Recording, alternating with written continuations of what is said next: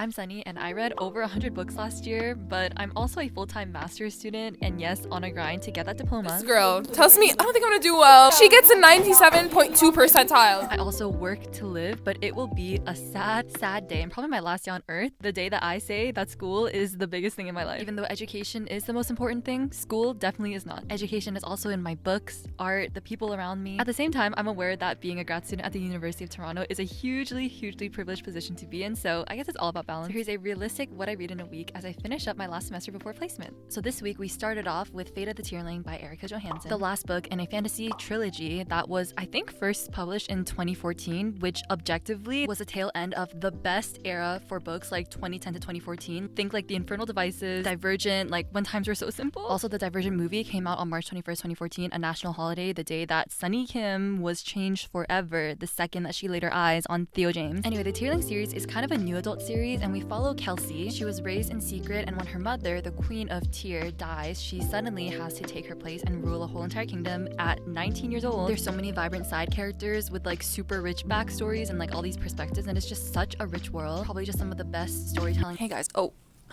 my god, I look like an Oompa Loompa. Oh my gosh, why does my skin complexion look like this? So what I'm reading right now is The Fate of the Tierling. It had that old fantasy vibe that I love so much. I feel like I haven't gotten that vibe from like any like fantasy book that's been released in like the last like 3 years. I actually think Emma Watson was supposed to turn into a movie and she was supposed to play the main character, so that's what I picture in my head.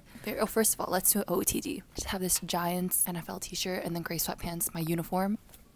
I also need to hand in an assignment today. I can't forget to do that. I was actually so anxious this day because I needed to go to the walking clinic, literally just because of health forms, but I don't know why these adult form tasks make me so stressed out. Sunny's actually so cute. She lent me her All for the Games books, and they're all annotated, and she has so many cute notes in there. And I have a book that I'm gonna give you tomorrow as a gift. Guys, our first class ended 1 hour early. Our prof was so goated for that, but now we have a 2-hour break until our next class, and everyone's leaving. I need to walk to the doctor now. But on my way up in the elevator, I was like in the elevator with a man in like a full business like suit attire. He was like ripping up a piece of paper and I was like, he is just screaming billionaire trope right now. I'm like, this is my moment. I just feel like he would have a rich person laugh and clap like this. You know these? Can't even do it properly. And mind you, he was sitting there in like a full 3-piece suit and I looked like this. When I tell you that every single day I need to fight the demons in my head telling me to go up to the penthouse suite just because. This is 4:34 a.m. by the way. I don't know why I woke up this early. Why am I awake so early? 17% through The Fate of the Tierling now. I also started this book. I've never seen this cover before. All Roads Lead Here by Mariana Zapata. Oh. 11% of the way through, and it's like the good kind of audiobook where there's the two narrators, like I and the girl. Should I wash my face? Sorry, I literally just got out of bed. This is like me in my natural state. If I wash my face, then it's game over. I can't go back to sleep. Plot twist that everyone's off on me. I actually did fall asleep. I'm 20% of the way through Fate of the Tierling, but I have to go to school now. Everyone please comment down below what your like super specific like terrorizing fears are that might not be that scary for other people, but they just trigger so much anxiety for you. Like for me, it would be traveling, heights, losing things, and public speaking. My Tower milk, brown sugar, soy milk tea. Random fact about me, I guess, is that I'm a really fast typer. This girl tells me I don't think I'm gonna do well. Like I'm rusty.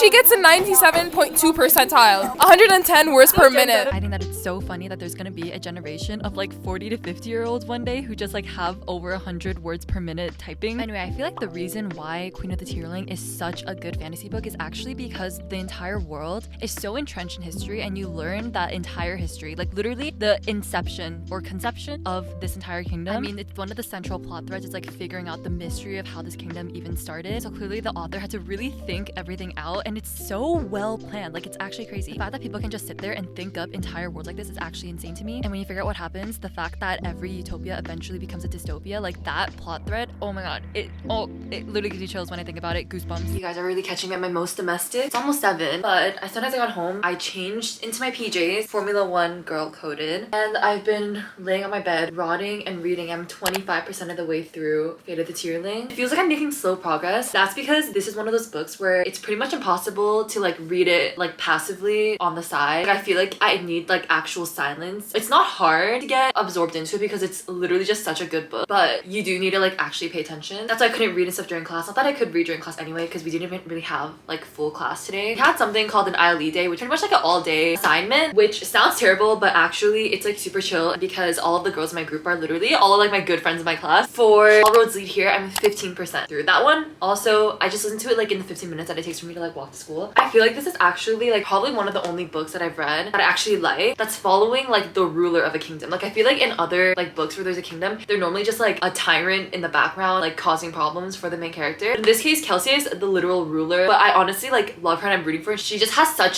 strong like integrity, like especially what's happening in this book. Like I would be the first to crack. What I love about this book series, it's like so unique, amazing, show-stopping, never been done, is that this seems like just a regular fantasy world until you find out the link that it has to our world. It's so crazy and big brain, and like the world is just like, oh my gosh, it's just like, it's almost like a plot twist. Like it's so crazy and it's just so good. Tuesday's always the calm before the storm because soon enough, eventually it has to be Wednesday. Famously, the worst day of the week for me, or at least most tiring. I start teaching at 7 a.m. in the morning and then go to a full day of school. This time we actually went to a rehab center as like a little bit of a field trip lab day. Not me using these expensive AAC devices just to stay divergent. I literally didn't think that I was gonna make it back home because I was so hungry, tired, hot, and nauseous on the streetcar. I came home, cut up a mango out of the entire box of mangoes, and I just sat here in silence, chomping this like that mouse eating cheese.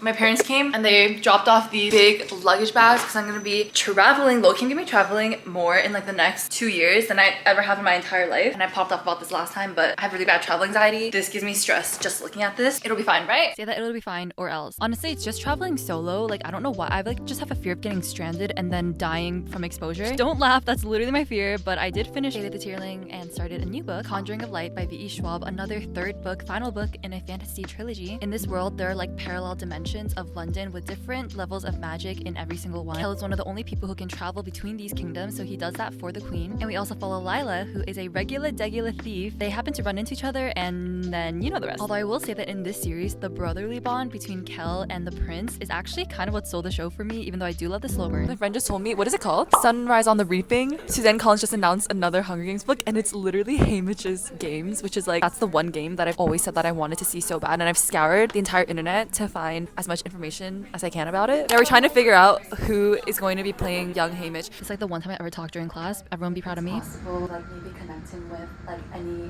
deaf mentors who are also. And then I did have to recover from the anxiety of this for maybe 5 minutes. And honestly, unless I told you, you wouldn't be able to guess. So let this be a lesson. You never know what's happening below the surface. I'm really rushed. Came out from the gym, showered, changed. Probably gonna change my outfit actually. I'm meeting my friend and her cousin to go to a dress fitting, not my dress. Our voice disorders midterm, marks just came out, and guys, I was not expecting my mark. I low-key did better than I thought that I did. I was actually sick to my stomach after that test. I was like, oh, that wasn't good. Erased from my memory, but expect nothing, appreciate everything mentality. So you guys have seen me do these. Like 20 minutes to make a little card. So I did with oil pastels because you guys know I'm in my oil pastel era. If you don't know Marna Zapata, she's famous for making like fat romance books, like murder weapon romance books. And that's why they're slow burn, but they're really not the kind of slow burn that I like slow burn in fantasy, where the romance is like a subplot, but they're still easy and fun to read. This one is a small town single dad romance. Beekeeping age, the best age. I've decided to start picturing him as Theo James to make this whole experience that much more better. I finished Fate of the Tearling last night. You know what? When I saw the 3 books like on Goodreads, book 1 has like a 4 point something, 2 4 point something, book 3 boom 3.74 on Goodreads, and I was like, oh. And I think it's because the ending was like so out of pocket. Like, look-key, the ending, it was like a little bit like an A24 horror movie, but it's still a really good book series. I think it's like probably one of the best like fantasy book series that I've read in a really long time. It lit a fire under my little booty hole to finish like fantasy book series that I should have finished ages ago. That's why I'm now reading the last book in the Darker Shade of Magic series, which is Conjuring of Light. I'm 9% of the way through. Probably has like one of the best like slow burn romances. It's very much giving doctor and companion vibes in like the first book, because hot girls had a hyperfixation on the 11th Doctor and Clara and didn't watch any of the other seasons of Doctor Who. Very super micro hyper specific book trope or book meet cute that I love so much, where one of them pickpockets the other one upon first meeting. I love that trope so much. That's in this book. Okay, good morning everyone. Happy Friday. No school today, thank God. Here to update that I'm 21% of the way through Conjuring of Light, 30% through All Roads Lead Here. Oh my God, that's like low-key further than I thought that I was gonna get. As I'm sitting here eating this mango that I chopped up, it's like the first time in a long time that I really ruminated like not ruminated, but like thought about this, and I was like, I feel like this has happened to so many people, but we don't talk about it, and we should. In our class yesterday morning, which is our oral rehab class, our prof asked like, oh, has anyone here like ever been bullied before? People raised their hand and they started sharing stories of like when they were bullied. Barely ever talk about this because I barely ever think about it now, but let me talk about it on my vlog.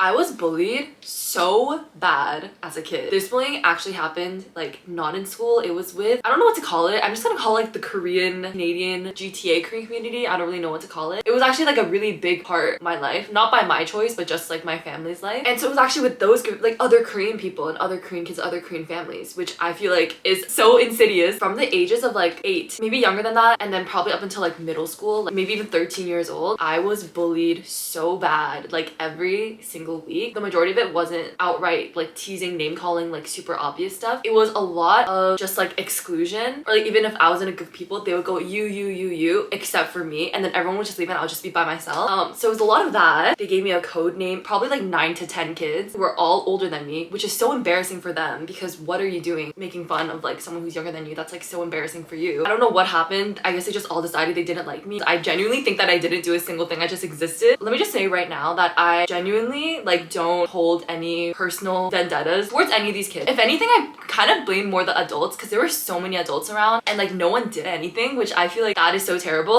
Like what are you, that's embarrassing. Like that's so embarrassing for you too. Like, but maybe they're just like involved in their adult stuff and like didn't really care about the kids, or maybe they didn't see anything. I don't know. I kind of find that hard to believe. Genuinely every single week I would like go like hide in the bathroom by myself for like hours because I didn't want to be around any of these kids, or I was like crying and like so upset, or I would like ask my parents for the car keys and I would just like leave, and I would literally lock myself in our car and cry by myself for like hours and hours and hours until our family like came back out into the car because we were ready to leave. I can talk about it now like without even really getting emotional, because genuinely when I say with my whole chest that these people are less than irrelevant to my life now, genuinely. I heard Steph Bohr say this in one of her vlogs and she was talking about something similar, and I wholeheartedly agree. You couldn't pay me to trade places with any of those people. You know how the opposite of love isn't hate, it's indifference? That is how I feel. I don't really like any of these people, but I don't hate them, I don't dislike them even, because they're so irrelevant. Less than irrelevant in my life. Like I said, I think about the life that I have now and I'm like, I'm literally at my dream school, about to pursue my dream career. I have probably the best group of girls you could ever ask for to spend your early 20s with. I have all the things that I love. I have my books, my art, my music, you guys, and a whole community that I created for myself from scratch without anyone's help. That is like all that I could ask for. Like I just have such a full life. When we were like older, maybe middle school age or maybe older than that, there was actually a time that I remember that we were like all sitting together and someone like mentioned the fact, literally I don't even think that I was the one who brought it up. They're just like, oh my god, we were like all so mean to Sunny. Like it wasn't even me who brought it up, like it was someone else. And then other people were like, oh yeah, I don't even know why we did that. Like that was just like for no reason. I don't really need an apology. I don't even want one. It doesn't matter to me because I'm genuinely like, I feel no type of way towards you, good or bad, honestly. I don't even care that much to like hear like your apology. I like to give them the benefit of the doubt, where I'm just like, maybe something was happening like at school or at home or something like that, so you just like wanted to come to this place where you can just like take it out on someone else and make someone else feel bad so it can make you feel better. I'd like to think that's what it was. Yeah, like that I can like sympathize with. I don't know your life story. I think that a lot of them like on their own didn't treat me terribly. It's just like when they were all in a group together, I don't know if they were all just influenced by each other, or like people knew that it was wrong or they felt bad about it but they didn't say anything. That just makes you a coward. I like to think that I would stand up for other people. Actually, I know that I did and I do, because I went to a gifted school. I don't know if I said that before, but I went to a gifted school in middle school and in high school. It's kind of like part of special education. So we had a lot of kids in our class who were gifted but then also had other types of like neurodivergence. But every time that we saw like another boy in our school being mean to like a boy in our class, my friends and I always stood up for them. Like I said, I don't really know what any of these people are like doing now. I don't even remember the last time that I've seen them, and like I don't really care what any of them think about me either. Like I don't think there's anyone's opinion I care about less, if I will be honest. It actually makes me feel like even more confident and better about myself when I think about that experience and I think about who I am now, because I know for a fact during that time when I was their age, I wasn't mean to any of those people. I didn't treat them badly. I don't know if anything like that has happened to you guys.